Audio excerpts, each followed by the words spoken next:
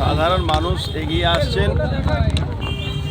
ভারতবর্ষে হিন্দুদের বাঁচতে গেলে, পৃথিবীদের হিন্দুদের বাঁচতে গেলে ভারতীয় জনতা পার্টির মেম্বার হতে হলে নিশ্চিতভাবে একটা মানসিক বল, মানসিক সাপোর্ট পাওয়া যাচ্ছে। বিশেষ করে আজকে পশ্চিমবাংলা পাশেই পূর্ব বাংলাতে যে অবস্থা চলছে, হিন্দু নিধন হচ্ছে, সেখানকার জন্যে ভারতীয় জনতা পার্টি যখন যেভাবে লড়াই দিচ্ছে, কালকেই আমরা পেট্রাপোল বর্ডারে যাব।